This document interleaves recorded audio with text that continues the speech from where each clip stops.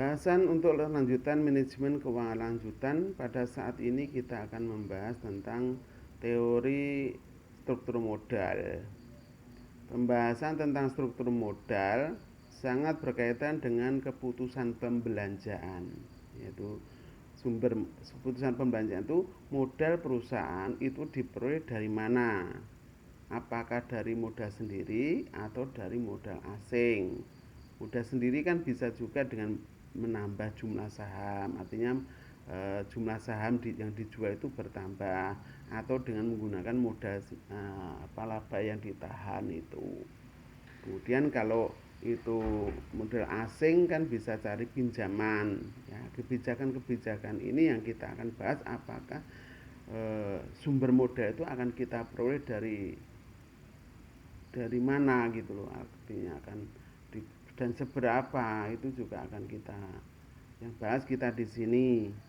Nah, di sini bagaimana usulan investasi yang akan dibelanjai modal perusahaan itu akan diperoleh dari mana, dibelanjai dari mana, apakah dengan modal sendiri atau dengan modal asing. Kalau modal sendiri itu dengan PT itu, kalau PT itu berarti menjual saham baru.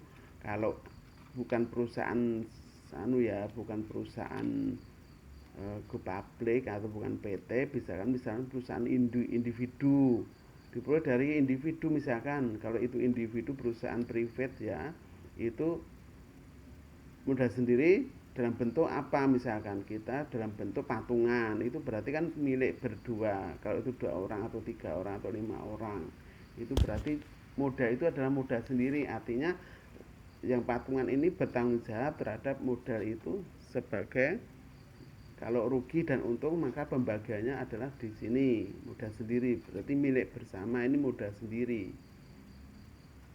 Kemudian kalau itu modal asing, nah itu modal asing itu berarti perusahaan itu mencari pinjaman berupa pinjaman, ya, ada tuntutan. Kalau modal sendiri ada keuntungan yang disyaratkan atau kapitalisasi, keuntungan yang disyaratkan.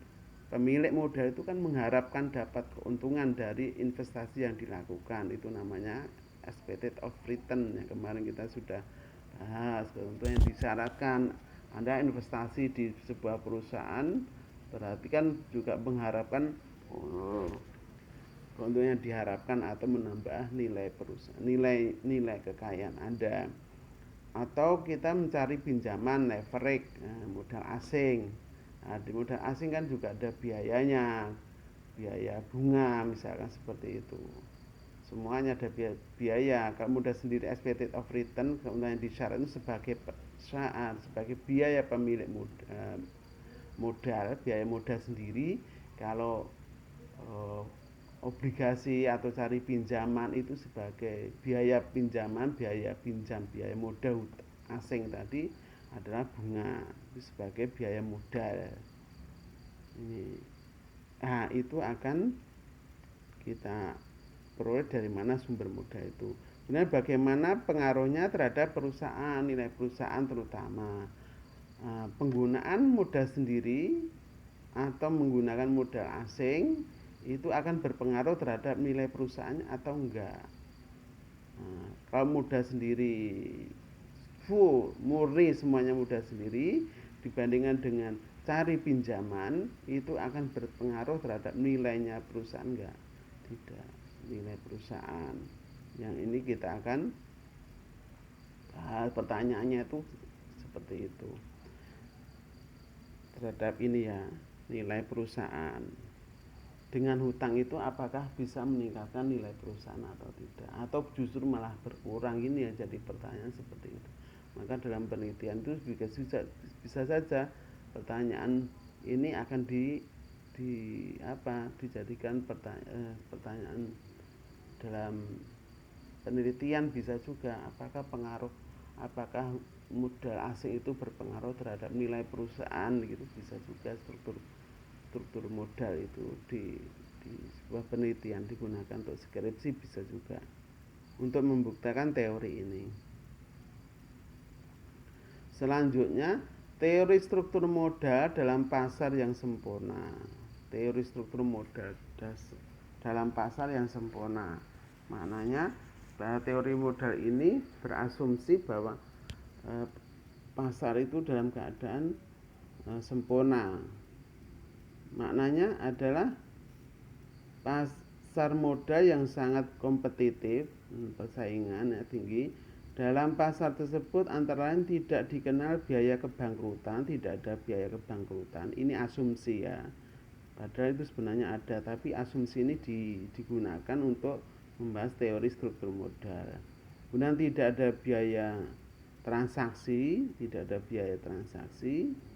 Kemudian informasi diperoleh tanpa biaya untuk memperoleh informasi-informasi tentang kondisi situasi keuangan pasar itu diperoleh tanpa biaya. Bunga pinjaman dan simpanan sama. Bunga pinjaman dan simpanan sama.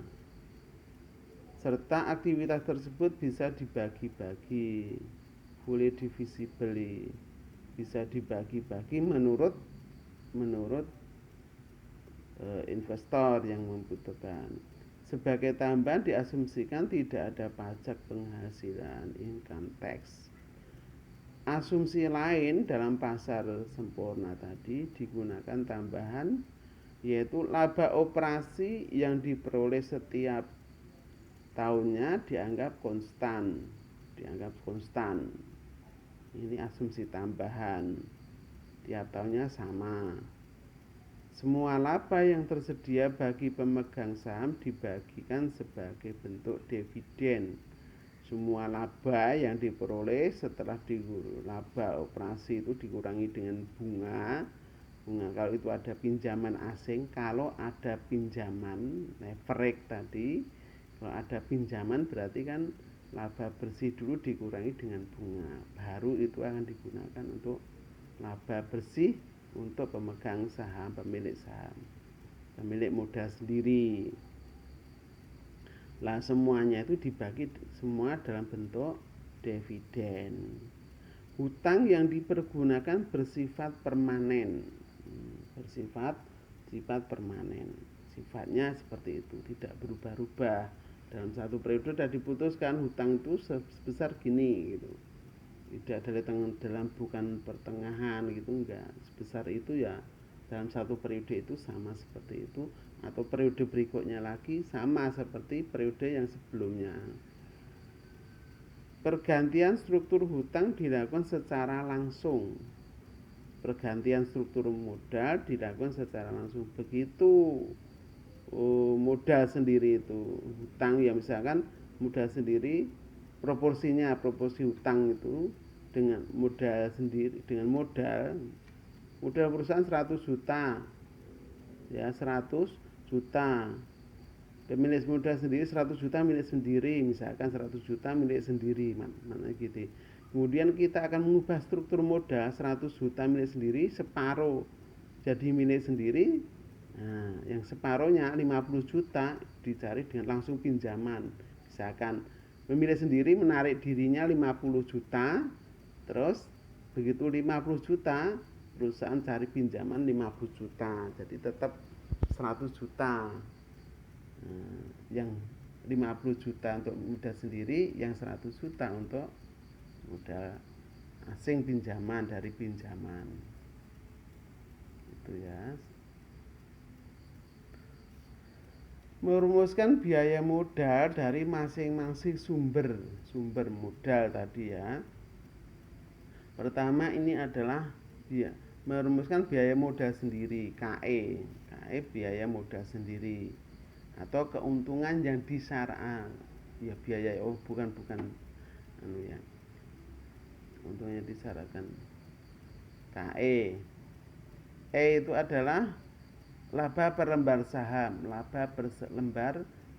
Diperoleh dari mana laba per lembar saham? Jumlah modal laba bersih ya, yang tersedia untuk modal sendiri itu dibagi dengan jumlah lembar saham. Ketemulah di sini. Di sini istilah lainnya adalah EPS, earning per share. Yaitu laba bersih dikurangi bunga itu dapatlah laba yang tersedia untuk pemilik modal sendiri. EAT, earning after tax ya, earning after tax. Kalau itu tadi asumsinya tidak ada pajak ya, tidak ada pajak. Ya, modal sendiri, modal yang diberikan untuk pemilik laba yang diberikan untuk pemilik modal. Kemudian dibagi dengan jumlah lembar saham, berapa saham yang dimiliki oleh perusahaan. Dalam hal ini saham biasa ya. Kalau seandainya itu ada saham preferen, berarti nanti unsur biaya modalnya ada 3, saham biaya modal saham preferen, biaya modal saham biasa, dan biaya modal dari hutang. Kalau saham preferen asumsinya seperti ini, disamakan seperti hutang, perilakunya seperti hutang, karena saham preferen itu istilahnya dia dapat dividennya itu berupa konstan seperti bunga. Perlakuan itu adalah dividen tapi diperlakukannya seperti bunga. Bunga itu kan dapat untung tidak dapat untung, perusahaan tetap bayar bunga. Nah, dividen preferen itu juga gitu, berapa persen dividennya dari nilai nominal yang dimiliki. Itu ya rugi tidak rugi, perusahaan tetap akan bayar dividen saham preferen tadi. Maka perlakuannya seperti utang ya. Kemudian ini ya, laba per lembar saham dibagi nilai pasar modal sendiri. Nilai pasar modal sendiri yaitu nilai modal harga saham tadi. Nah, jumlah sahamnya berapa, harganya berapa per lembar sahamnya. Itulah nilai pasar modal sendiri. Total tentunya per lembar saham ini. Kemudian untuk biaya hutang, biaya modal asing KD, biaya debt hutang. Pertama F yang di sini adalah beban bunga yang dibayarkan. Bunga dalam bentuk rupiah ya. F itu bunga dalam bentuk rupiah, bukan persentase. Kemudian titik total nilai pinjaman, berapa nilai pinjaman. Nah, KD. Jadi beban bunga yang dibayarkan dalam bentuk rupiah, terus total nilai pinjaman, berapa pinjamannya, itu adalah tingkat suku bunga ya. KD ini berarti tingkat suku bunga biaya modal asing. Berdasarkan kedua formulasi di atas, maka biaya modal perusahaan dapatlah diformulasikan sebagai berikut. Jadi biaya modal perusahaan, ini biaya modal perusahaan, ini KE dari sini, ini KD dari sini. Rumusannya yang ini tadi ya, masing-masing ini tadi rumusannya. Kemudian ini proporsi S, ini berdasar nilai ini, nilai di sini, nilai pasar modal sendiri, nilainya berapa dibagi dengan jumlah modal B plus S. B plus S itu S-nya di sini, B-nya ini. Jadi nilai perusahaan, nilai perusahaan berarti kan nilai perusahaan di dalam hal ini adalah hutang ditambah dengan modal sendiri, itu nilai perusahaan. Nah, di sini nilai perusahaan, hutang ditambah nilai hutang dan nilai modal sendiri, itu adalah nilai perusahaan.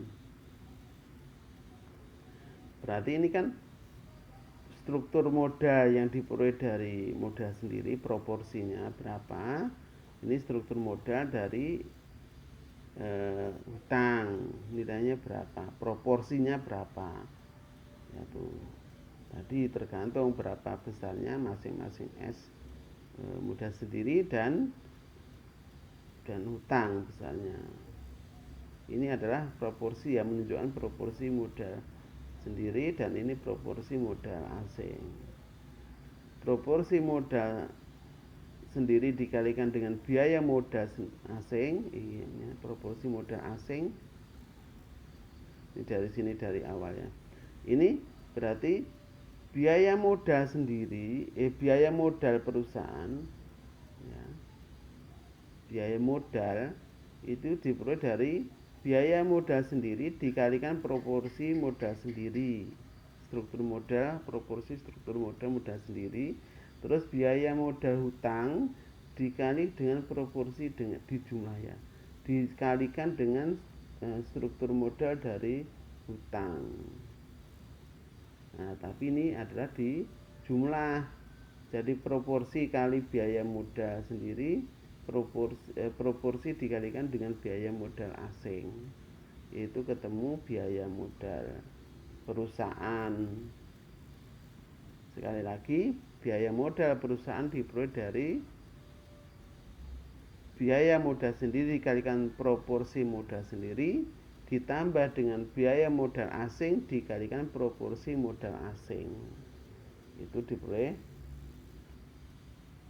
biaya modal perusahaan, atau dalam hal ini atau ya ini bisa diperoleh dari sini, dari ini,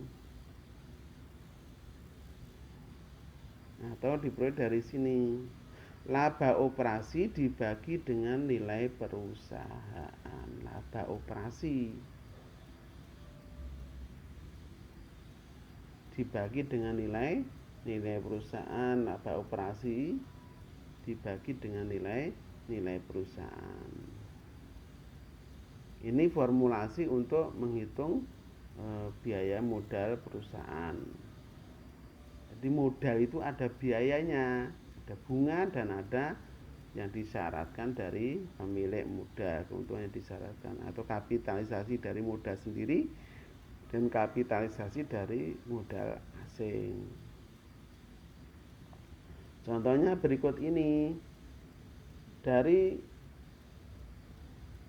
tadi kan bahasanya apakah pemilihan struktur modal tadi berpengaruh terhadap nilai perusahaan.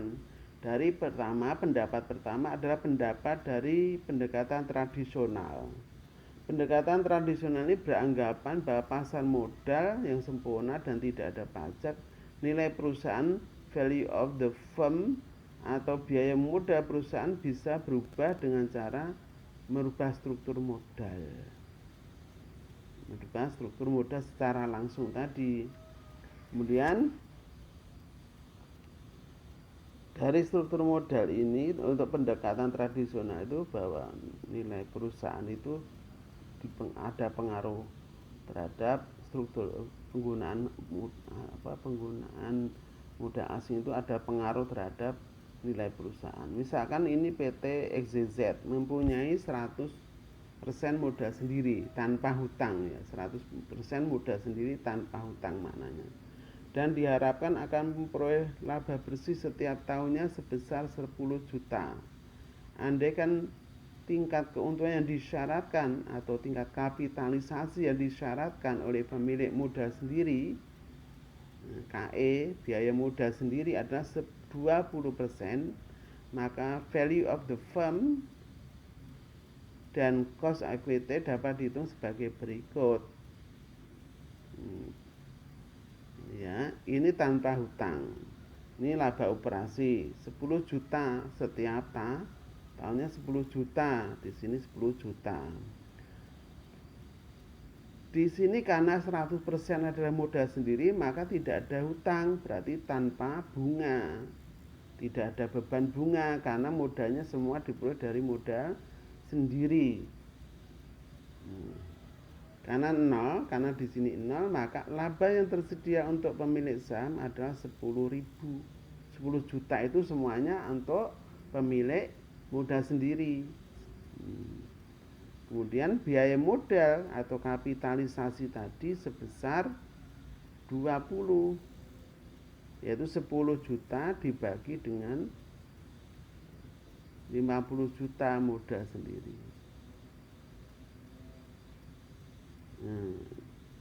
Ya, dibagi dengan Oh enggak gitu ya, diferensiasinya kebalik nih.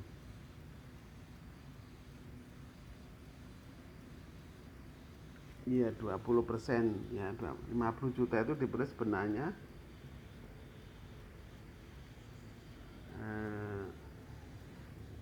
10 dibagi 0,2. 0,2 kapitalisasinya tadi 0,2 ini diperoleh 10 juta, nanti 50 juta. Ini kapitalisasi biaya modalnya sebesar 20. Ini dari bawah ini diperolehnya ya. Nilai modal sendiri adalah kapitalisasi 10 juta dibagi dengan 0,2. Diperolehlah 50. Diperoleh 50. Ini nilai modal sendiri. Biaya modal sendiri sebesar 10 juta dibagi 50.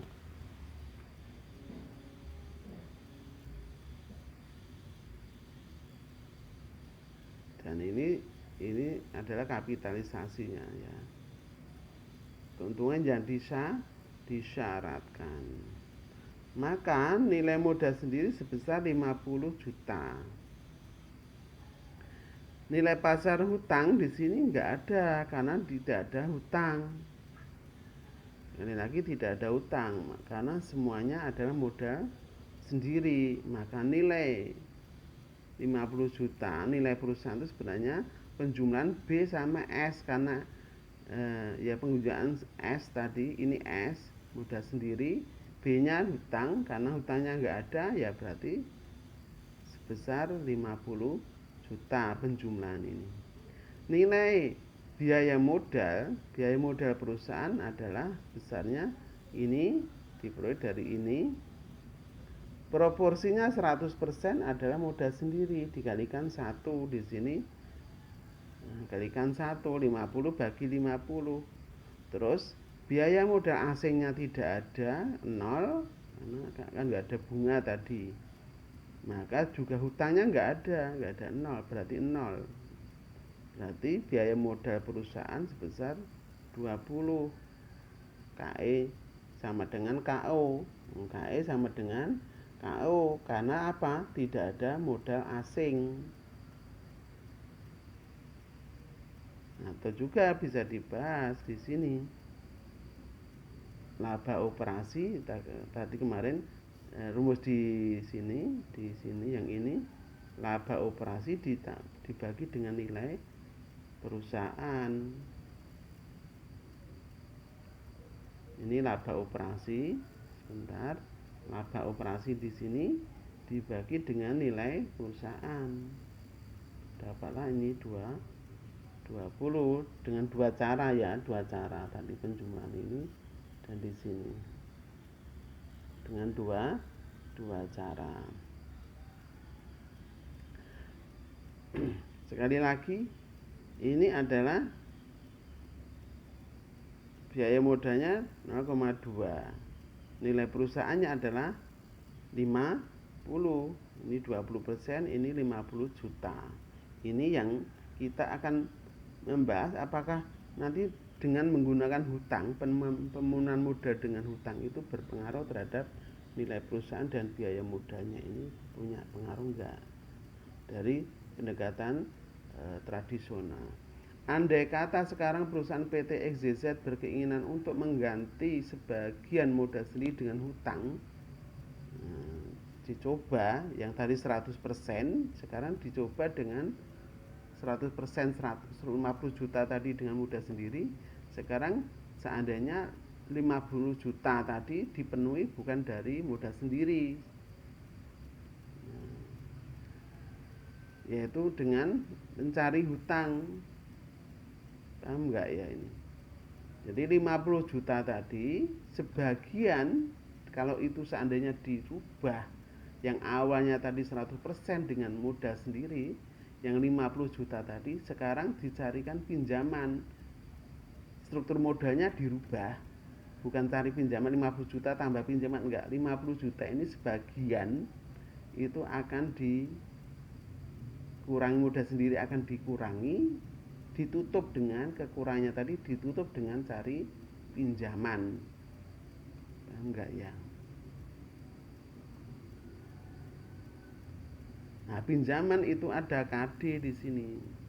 Tingkat keuntungan yang diminta oleh kreditur sebesar KD-nya 16%. Bunganya adalah 16%. Itu biaya hutang.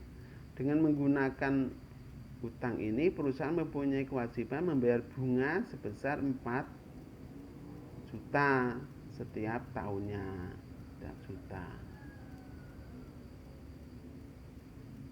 4 juta itu diperoleh dari besarnya hutang ditambah dengan dikali dengan 16%, dapatlah biayanya adalah 4 juta rupiah. Besarnya hutang berapa tadi? Besarnya hutang berarti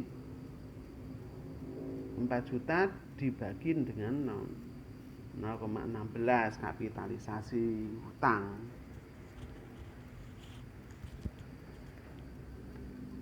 Berapa? 4. Ini di sini ketemu nanti di sini ya, di bawah. Dengan menggunakan hutang ini, perusahaan mempunyai kewajiban membayar bunga sebesar 4 juta setiap tahunnya. Kalau laba operasi tidak berubah, tadi adalah laba operasinya 10 juta. Nah, 10 juta ini adalah perusahaan yang sama, cuma struktur modalnya kita akan rubah. Gitu. Yang tadi 100% modal sendiri dengan modal sendiri, sekarang kita akan cari dirubah struktur modalnya dengan menggunakan modal asing, cari pinjaman leverage.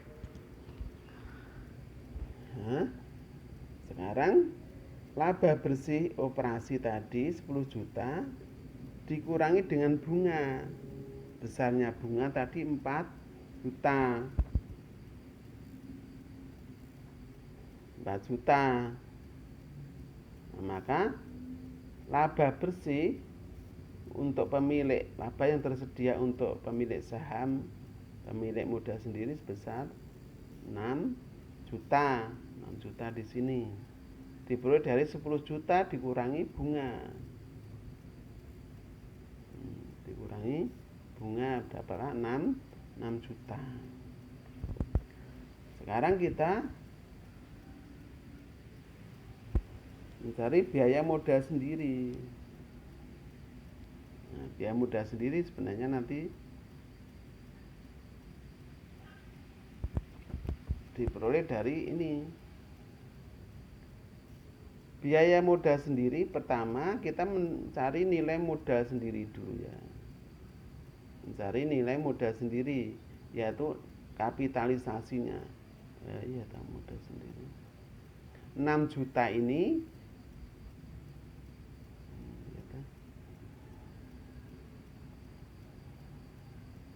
dibagi dengan 0,22. Ini keuntungan yang disyaratkan.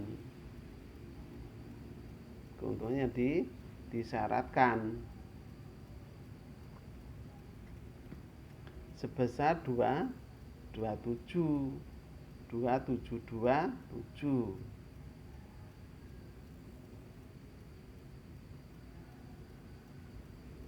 Maka inilah di sini 2,2 diperoleh dari ini, mundur dulu ya. Karena keuntungan disyaratkan 0,22, maka nilai modal sendiri sebesar ini. Nah, diperolehlah 2,2.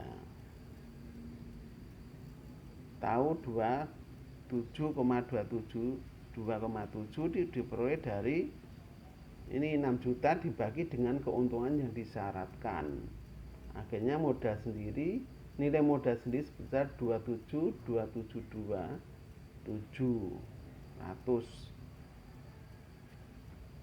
Ya. Sehingga nilai pasar hutang 4 juta dibagi dengan tingkat kapitalisasinya 16% di sini. Ya, diperoleh ini. Maka besarnya hutang sebesar 25 juta. Nilai pasar hutang 25 juta. Nah, nilai perusahaan diperoleh 27 ditambah 25. Ini ketemu 52 272 700. Yang tadi nilainya, nilai perusahaan maknanya di sini. Yang di tadi nilai perusahaannya adalah 50. Sekarang setelah ada hutang jadi 52 272 700. Nah, berarti nilai perusahaan berubah. Setelah adanya hutang, nilai perusahaan berubah. Ya, nilai perusahaan berubah. Tak awalnya 50, sekarang setelah ada hutang jadi 52 272 700. Biaya modal perusahaan tadi adalah biaya modal perusahaan adalah ini. Atau yang ini sama ya, sama cara mengukurnya. Awalnya 0,2 atau 20%. Nah, sekarang akan berubah. Nilai perusahaan berubah, biaya modal juga bisa berubah. Diperoleh dari sebenarnya ini proporsi dari modal sendiri ini dikalikan dengan biaya modal tambahnya ini biaya modal asing dikali proporsi modal asing.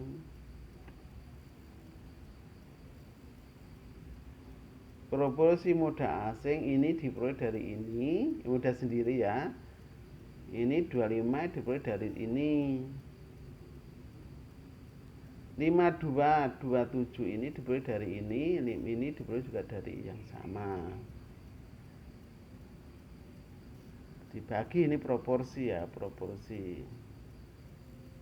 Ketemulah 19% atau 0,9.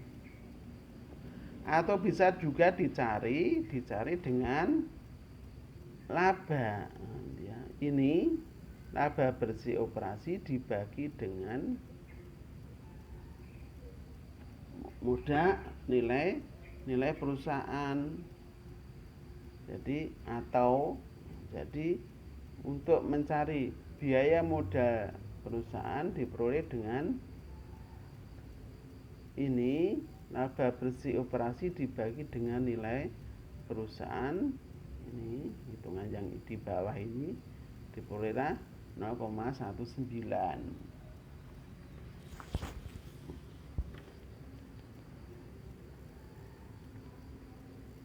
Maknanya dari teori struktur modal tradisional tadi, yang awalnya nilai perusahaan 50, kemudian biaya modalnya 20%, berubah setelah ada hutang, nilai perusahaan jadi 52, biaya modalnya jadi berkurang. Mana yang dari ini.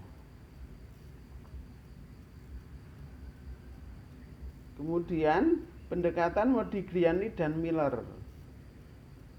Tadi pendekatan tradisional struktur modal mempengaruhi nilai perusahaan dan biaya modal. Menurut Modigliani Miller bahwa apa yang dikatakan dalam pendekatan tradisional adalah tidak benar, maknanya tidak ada pengaruh terhadap nilai perusahaan. Penggunaan struktur modal itu tidak mempengaruhi nilai perusahaan dan biaya modal. Modigliani Miller atau MM dalam hal ini menunjukkan kemungkinan munculnya adanya arbitrase yang akan membuat harga saham nilai perusahaan atau value of the firm yang tidak menggunakan hutang maupun yang menggunakan hutang akhirnya sama. Jadi proses ada arbitrase, ada proses pertukaran sehingga akan menghasilkan nilai perusahaan dan biaya modal itu tidak berubah. Ini menurut Modigliani Miller karena ada proses arbitrase. Pasar itu akan menyesuaikan gitu. Arbitrase itu contohnya gambaran gini. Contohnya perbedaan harga barang gitu. Perbedaan ada harga barang di pasar A dan B ini berubah 10 A, B 15 ya. Pertama 10 di di pasar A, di pasar B 15 harganya.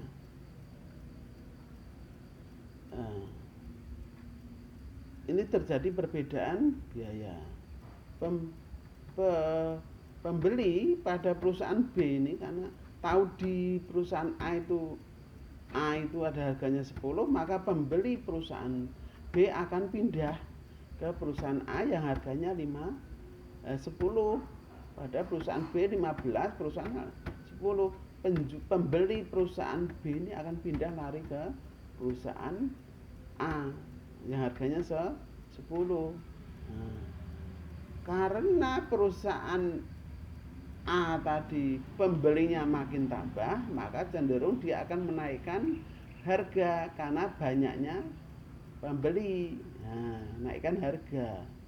Demikian juga kalau yang di perusahaan B karena pembelinya berkurang, maka dia akan mencoba menurunkan harga. Sampai nanti A dan B ini harganya sama. Inilah yang dikatakan proses arbitrase itu seperti ini. Ya. Sehingga akan jadi sama antara A dan B harganya sama. Yang A akan berusaha menaikkan harganya karena apa? Pembelinya makin banyak. Yang B karena pembelinya berkurang, maka dia akan berusaha untuk menurunkan harga. Kapan berakhirnya ini harga akan turun seberapa? Kemudian A juga akan naik berapa? Sampai ini terjadi, harga akan jadi sama, sehingga konsumen akan memilih mana, bebas. Yang A dan B nanti harganya karena sama saja. Terjadilah proses arbitrase itu seperti itu.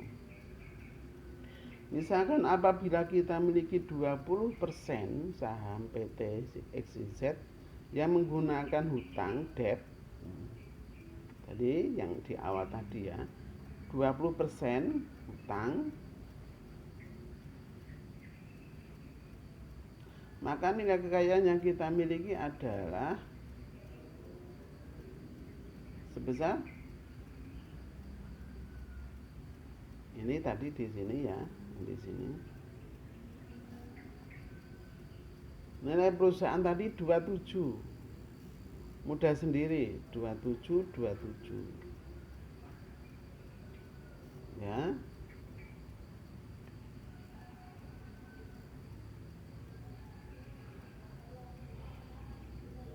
Kapitalisasinya tadi adalah 20%. 20% ya.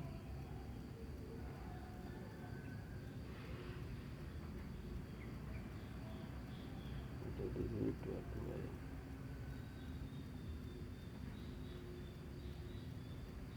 Maka kita 20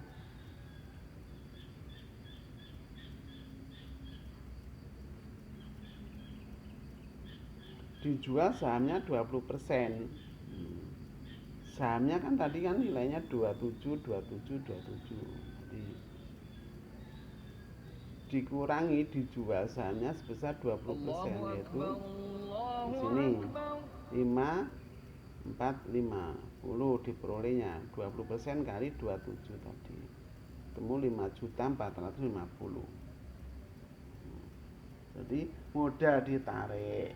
modalnya ditarik 20% dari 27 juta tadi, nilainya sebesar 5 juta, 20%-nya tadi bertemu 5.450. Maka langkah dalam arbitrase proses jual saham PT ESET memperoleh dana sebesar ini tadi, ini diperoleh dari sini 20% ya. Pinjaman dana ditarik, tapi dengan cari pinjaman dana 5 juta.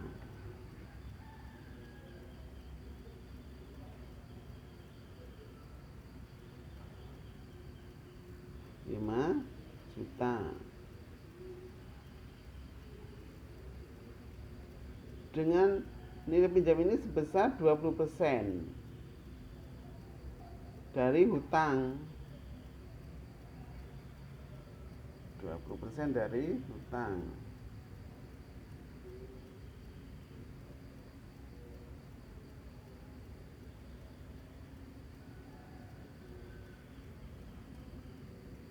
Berapa tadi awalnya? 25 juta.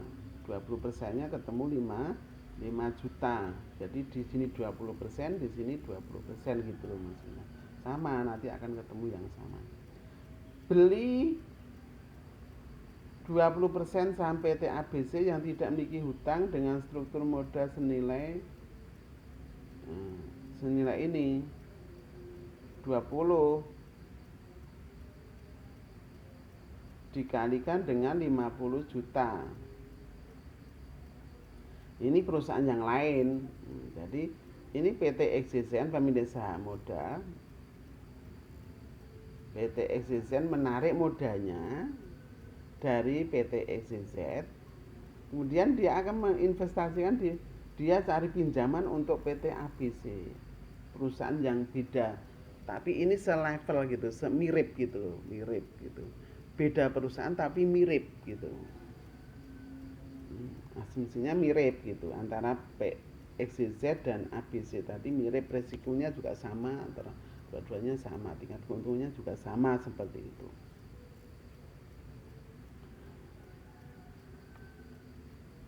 Yang punya modal tadi adalah 50 juta. Sekali lagi yang ketiga itu ada beli 20% PT ABC yang tidak memiliki hutang dengan struktur dengan modalnya tadi adalah 50 juta. Diberikan untuk saham B. Cari pinjaman 5 juta. Tuh ya, cari pinjaman 5 juta. Terus kemudian 20% dari modalnya, dari modal PT ABC beli 20%, yaitu sebesar 10 juta. Dengan demikian kita dapat menghemat investasi sebesar 450.000. Diperoleh dari mana?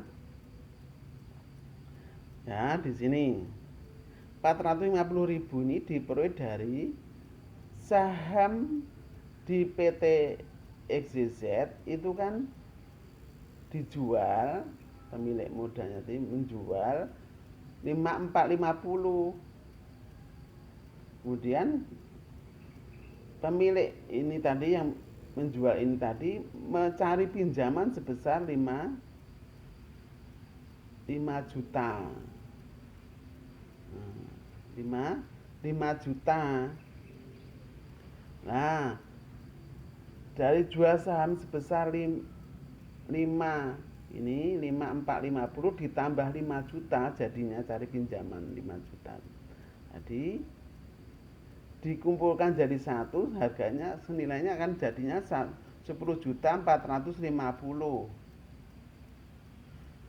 Kemudian dari 10.450.000 tadi digunakan untuk membeli saham ABC sebesar 20%, 10 juta. Nah, minimalnya gini loh maksudnya. Karena dia memiliki 10 juta tadi, ini dua ini 10.450.000, sementara paham PT ABC investasinya sebesar 10 juta. Padahal tadi ada 10.450.000. Berarti ada sisa 450 ini sebagai penghematan pemilik modal tadi. Jadi boleh sisa 450. Ini ada penghematan. Nah, nanti dihitung misalkan apabila kita memiliki 20% saham PT XZN menggunakan hutang debt, maka nilai kekayaan yang kita miliki adalah sebesar 0,2 diperoleh dari tadi.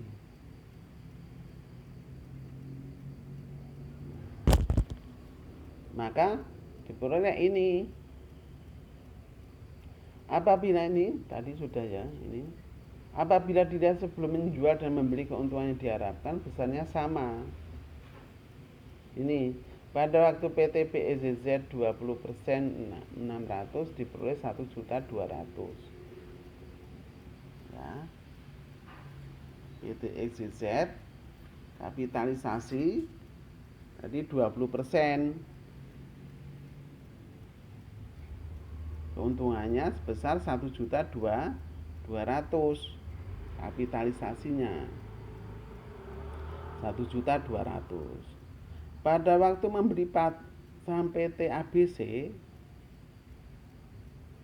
keuntungan dari saham adalah 20%. Modalnya berapa tadi? Investasinya 10 juta. Dibeli ada 2 juta keuntungannya dari saham 20%. Bunga yang dibayar investasi tadi dia dapat dividen tadi dari pembagian itu 2 juta dari 10 juta yang dia investasikan di PT ABC 2 juta. Sementara dia tadi cari pinjaman sebesar 5 juta.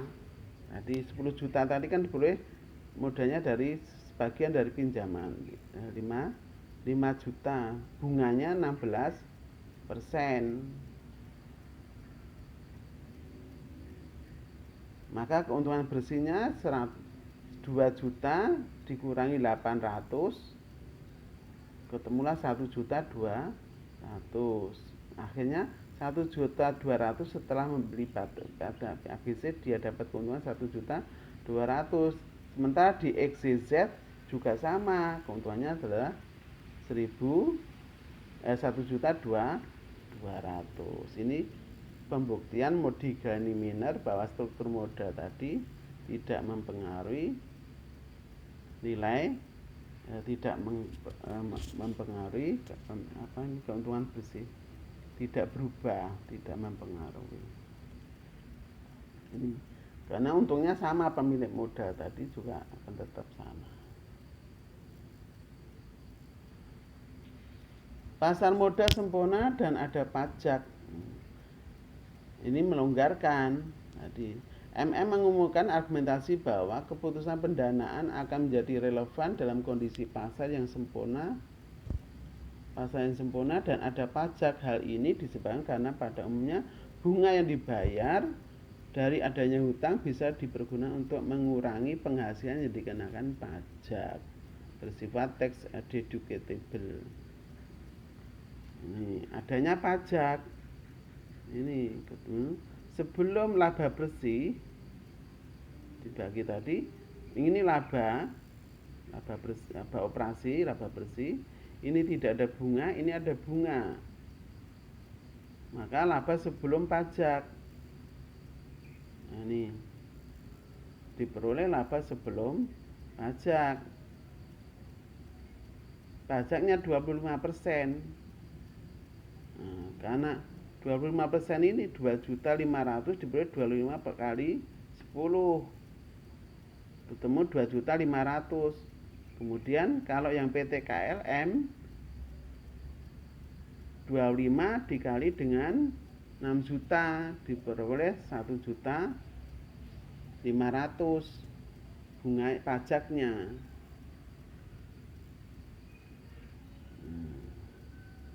Akhirnya laba setelah pajak atau laba yang tersedia bagi pemilik modal itu adalah yang di sini 7.500.000, yang PT KLM adalah 4.500.000. Dari ilustrasi perhitungan di atas nampak bahwa PT KLM membayar pajak lebih kecil.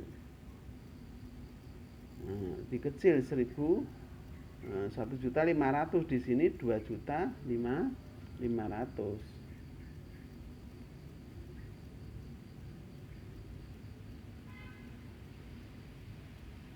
Dalam hal ini selisihnya 1 juta. Ini baru nanti akan nampak relevan dan akan mempengaruhi pendapatan.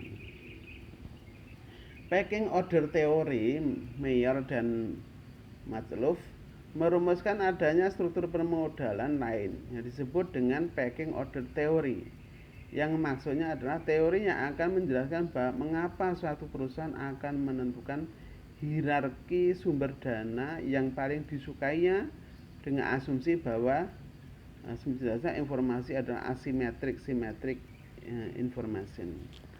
Jadi adanya persis itu informasi tentang keadaan modal itu baik dalam perusahaan dan di luar perusahaan itu sama gitu. Maka pemilik modal dia akan memilih-milih satu sama lain karena punya yang sama, dia akan memilih struktur modal yang dikehendaki. Briller dan Mayers juga menyatakan pendapat mengenai pecking order ini sebagai berikut. Perusahaan lebih menyukai pendanaan internal. Pendanaan internal itu dari modal apa yang ditahan. Perusahaan akan berusaha menyesuaikan rasio pembagian dividen dengan kesempatan investasi yang dihadapi, mengatur pembayaran dividen. Kecenderungan perusahaan akan mengatur pembayaran dividen konstan. Tiap tahun kan konstan juga persentase tertentu seperti itu. Dia akan mengatur besarnya dividen. Tidak semua tidak semua laba bersih itu dibagikan dalam bentuk dividen. Nah, gitu loh. Ditahan bisa untuk apa? Untuk investasi, untuk ekspansi gitu. Pembayaran dividen cenderung konstan dan fluktuasi laba yang diperoleh dengan mengakibatkan dana internal kadang-kadang berlebih ataupun kurang untuk investasi. Nah, ini kondisinya. Apabila pendanaan eksternal diperlukan, maka perusahaan akan menerbitkan sekuritas yang paling aman terlebih dahulu. Cari hutang ataupun cari modal sendiri dari dalam atau dari luar. Ini demikian